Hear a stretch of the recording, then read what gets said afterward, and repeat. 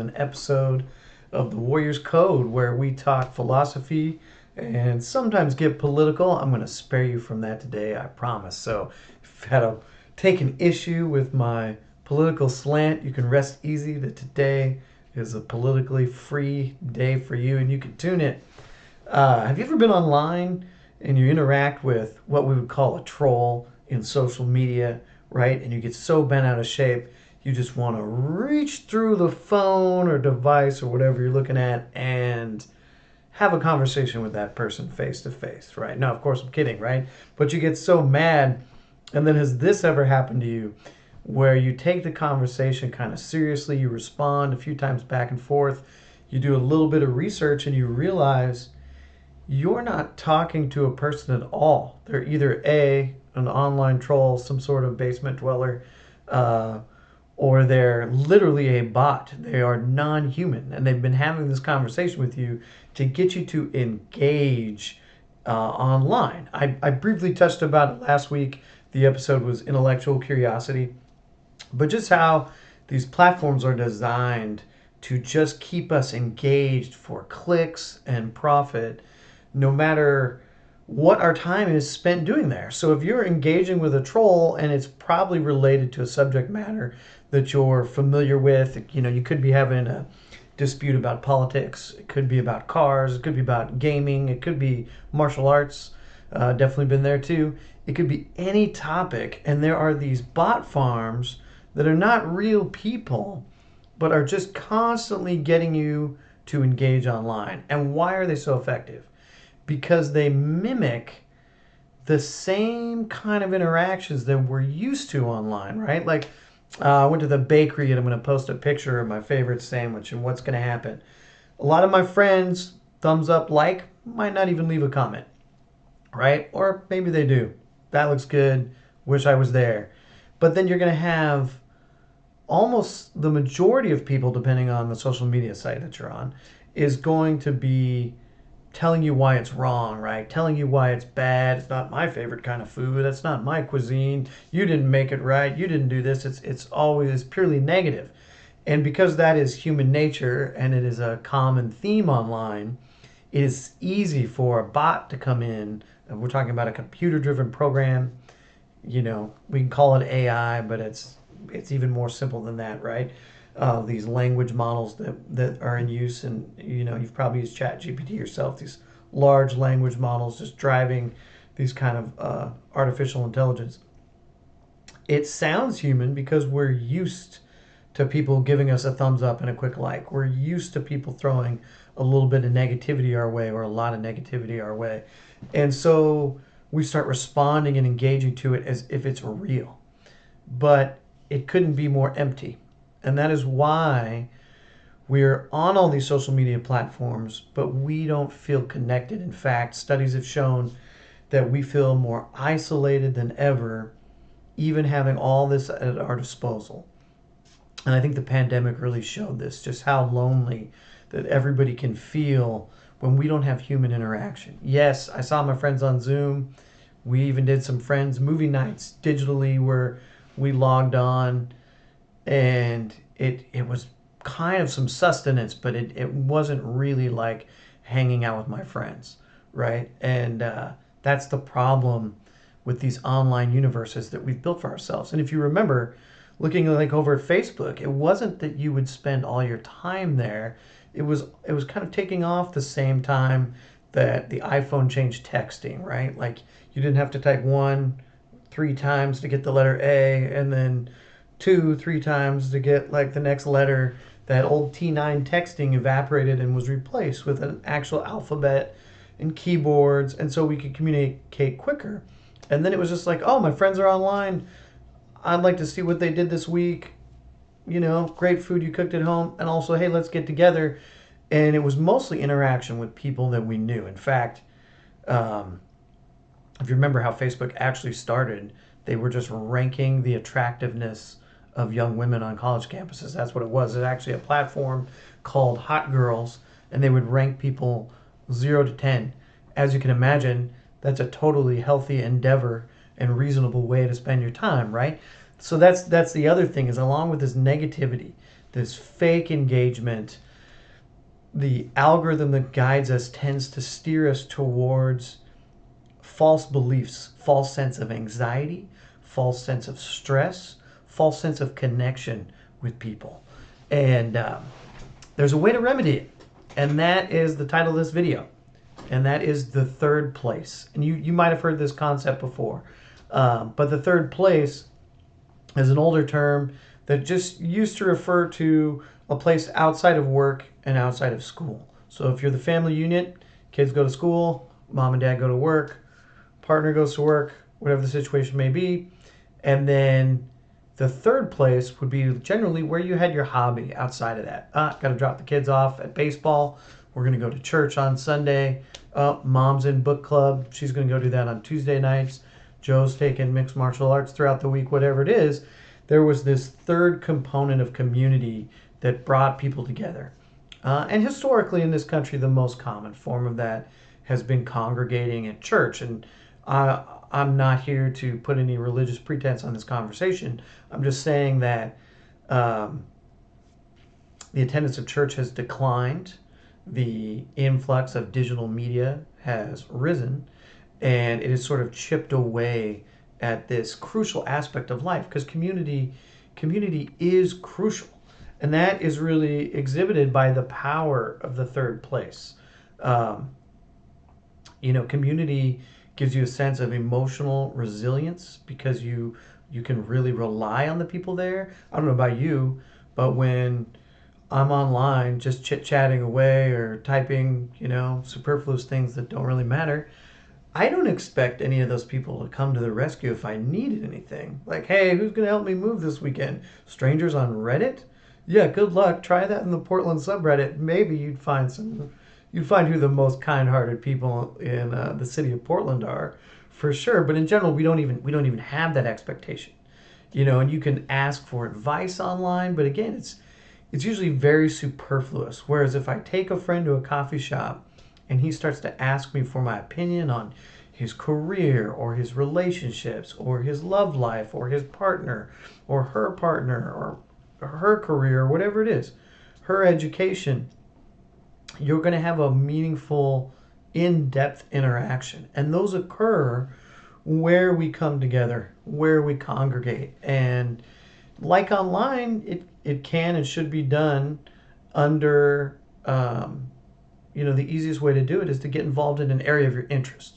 You could join a gardening club, or like I mentioned before, a book club. It could be something to do with a second language. There's clubs that are involved on, like, we're going to go hiking. A lot of them are usually just generally free. Like, go down to your local library, guarantee you there's a book club there that you can join for people, well, small and tall, the youngsters all the way up through adulthood. And, besides that emotional resiliency, a third place also gives you an improved outlook on life. Part of it is putting down social media and not devoting all your time, your free space, like, I'm done with work, I'm making dinner, I'm exercising the thumbs. All right, I'm done with dinner, I'm watching TV, doing the same thing. But it's that interaction back and forth, and it's those interactions that we actually take advantage of. Not to bring this up again, but think back to COVID. If your state, like ours, experienced some kind of lockdown, even those day-to-day interactions, in fact, Roy Wood Jr., if you haven't looked him up, he's a phenomenal comedian. I just saw him live. Actually seen him live a couple times, once with my good friend Jazz, and locally here just a few weeks ago. He has a great bit on how the grocery store cashier checker can save your life. Because just interacting with that person might be all that somebody gets in a day. Think about it when you go to the grocery store cashier and she just simply says, hey, how are you? How's your day going? And then you respond in kind to that. It's those little interactions that we totally take for granted, and we think that they're just this sort of mundane part of life that exists because we have to go through the motions. And sometimes, yeah, we all have anxiety, or we're tired or exhausted from the day, and we mutter the, like, fine, how are you doing? My day's good. And you don't want that interaction. But when it's gone, when it's taken away from you, it's really evident that it has a gross impact on our lives in a very negative way. So there's the shallow interactions that you're going to have, like, I'm going to join this hiking club. I'm going out every Saturday. Even from the first meetup, it's all the pleasantries, right? The hi and bye. I know, like, when people come into the Mixed Martial Arts Academy that I run, and you're watching here on the Warriors channel, it's a very warm welcome. In fact, this guy on Thursday, he muttered that at the end. Thank you so much for the warm welcome. We just don't get that as often as we should. That doesn't happen throughout the day. If you look at like Roy Wood's comedic bit, he's talking about this might be the only interaction that somebody has. So building community and finding that third place in general in these times, I talked about the attrition of congregating on the weekends as some sort of religious body. We have to make it more intentional. We have to carve out time for one another and carve out time for community. But luckily, I don't think it's as hard as that sounds. I think it's mostly finding a place with a subject that you like, something that you're interested in, and then showing up. And I've said this on numerous talks that I've given. You have just to find a way to get started. And then after you start, motivation will come. Sometimes we think like of all the negative things in the front half. Oh, I can't do that. What if they don't like me? What if I don't meet the right kind of people? Oh, it's on Saturday. I'm busy on Saturday. But if you just find a club you're interested in, make an appointment to go, and then actually go, the benefits will start to accrue after that initial interaction. And from the first day, if it is a solid club, right? You want to go to places where people welcome you. And in fact, this is something that I wasn't great at in life growing up. I was afraid to reach out to people with like-minded interests as myself, whether it was books or music or video games or whatever it is, because there's that fear that like, oh, they're not going to like the same exact things that I like, or they're not going to welcome you, or those kind of aspects.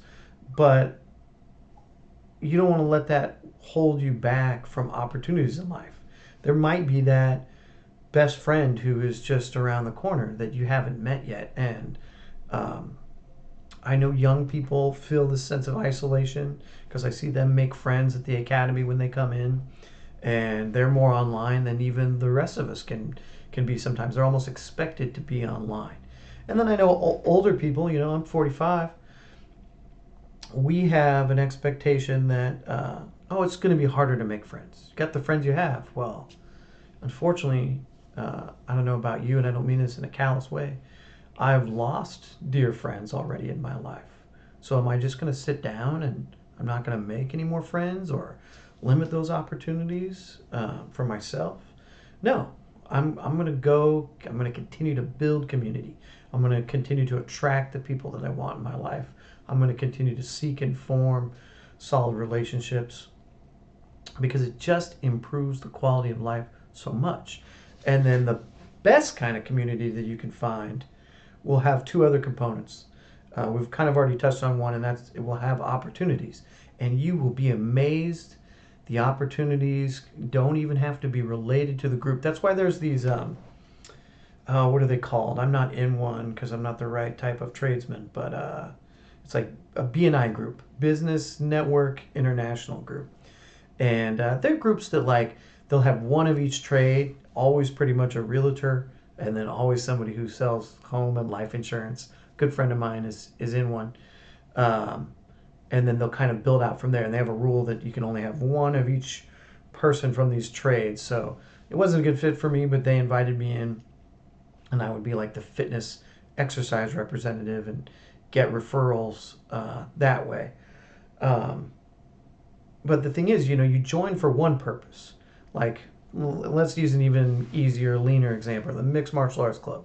You join for self-defense, you join for fitness, but the byproducts of the social benefits are tremendous. And that's what my coach, my Gracie Jiu-Jitsu instructor, Pedro Sauer, always says. The social benefits are really what you don't expect and what you don't see coming, but they are tremendous. They almost supersede the actual training, right? Those bonds we form of like friendship and what I called emotional resiliency earlier, um, but also the propensity for growth and opportunities outside. I cannot tell you how many times I've had people training and the person across from them owns a business or they can help them with a college admissions letter or whatever it is. And they're having a conversation around jujitsu, but they're like, oh, yeah, I've got a job open and you would be perfect for it. And they start to pull people in, and then fun activities too. Like, oh, we're doing jujitsu, but we're all getting together for a barbecue at the park this weekend. Oh, we're all going to go kayaking. Oh, we're all going to go hike this trail. And people will really get together and form strong relationships. And then, of course, we're looking at growth in terms of skill set in an MMA gym, right? So, like, how's your armbar doing? Is your jab getting better? How's your single leg takedown? Um, but also growth as a human being, just as a quality human being. And what another layer that community gives you is a layer of accountability. People have heard that term, my accountability buddy. Well, if you have a strong community, it's going to be rife with people that are your accountability buddies, and you're not burdening the same person over and over again.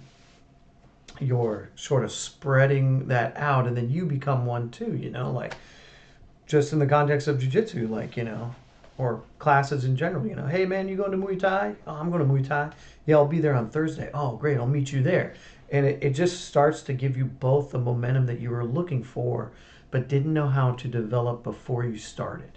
And that's why I always say motivation actually begins after you do the task. You could be into anything, but it could be drawing, it could be music, it could be cooking.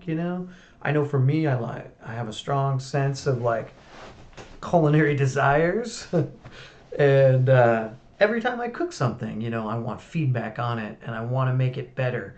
And that's what somebody who's in your circle of accountability wants for you too. Not just yes men, people around you that are like, yeah, yeah, yeah, you're good. Oh, do whatever you want, man. It's your decision. Yeah, it is. It is my decision, but I'm looking for input. And a strong sense of community will have that backbone of growth with accountability. Not don't just tell me yes, tell me if you really think I have a good idea. Tell me if you think I can succeed at it and what you would do. And you're not going to find that online. You're just not. At least I never have. And if you have, please share me the Instagram account that I can follow to get there, because you've solved one of life's like greatest mysteries.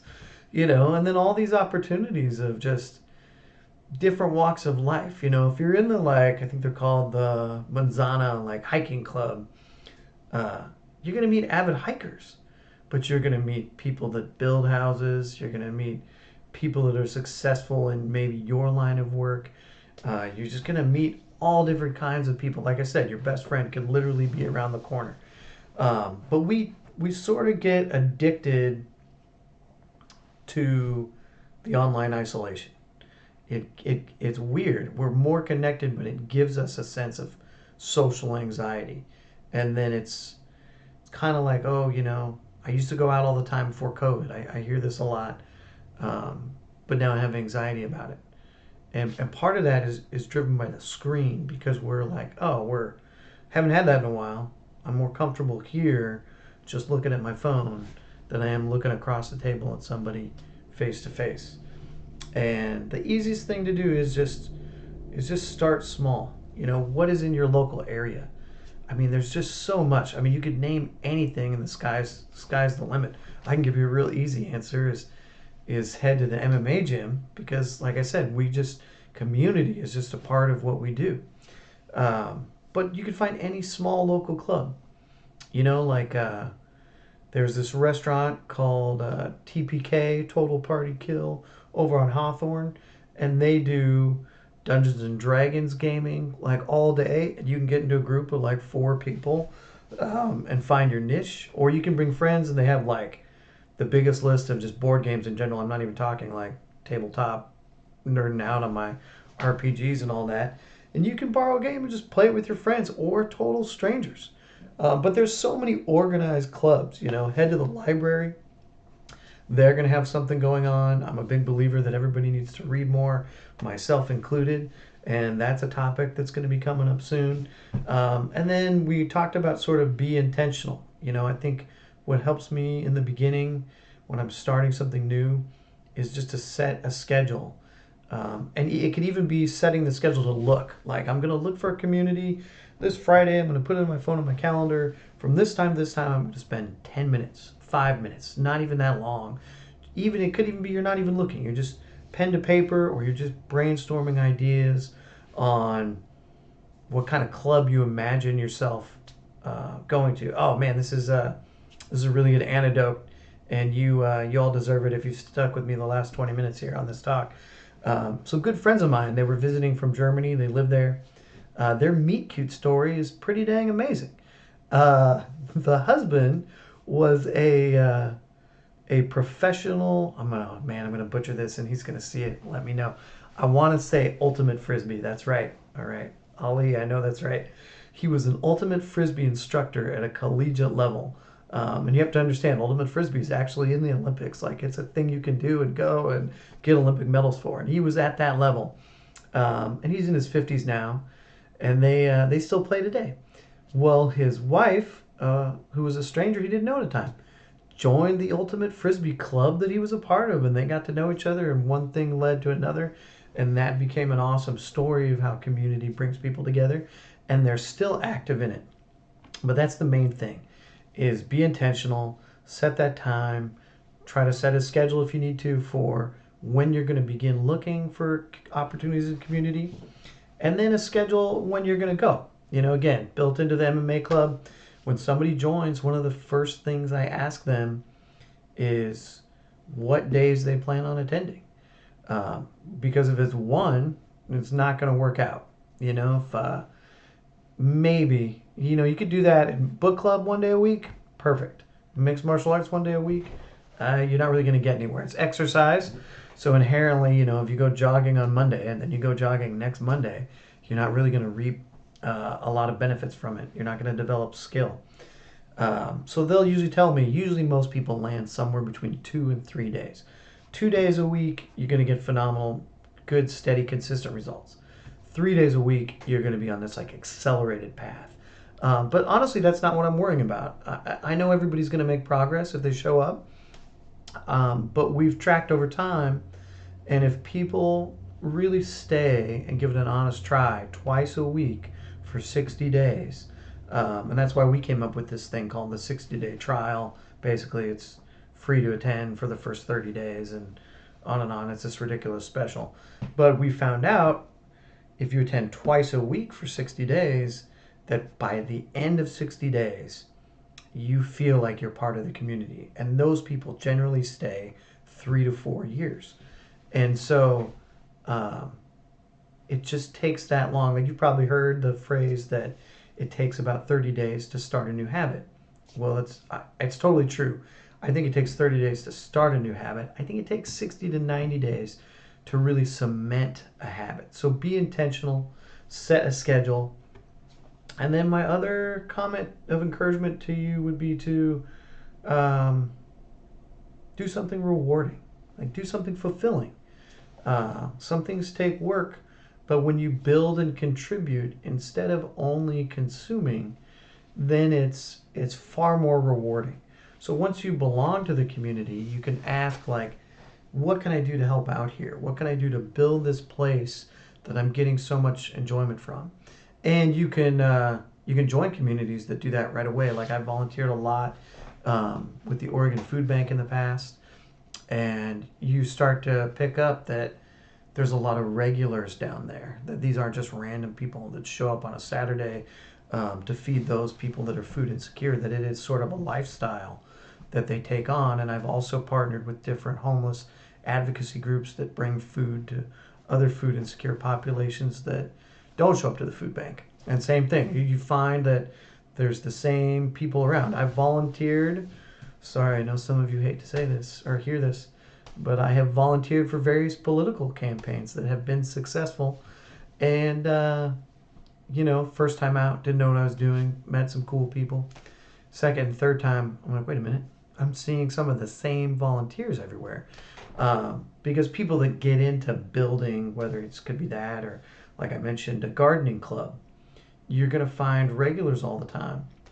But when you're doing something that has a bit more intentionality on the building side, we mentioned personal growth, but when the community is contributing to something that's building as a whole, that is one of the most rewarding things that you can glean from it, because you walk away, just like I've been talking about motivation coming after the fact. After I build an awesome meal and I enjoy it and other people enjoy it, it's when you look back and see that progress that you're like, oh man, like I did something here. It had an impact.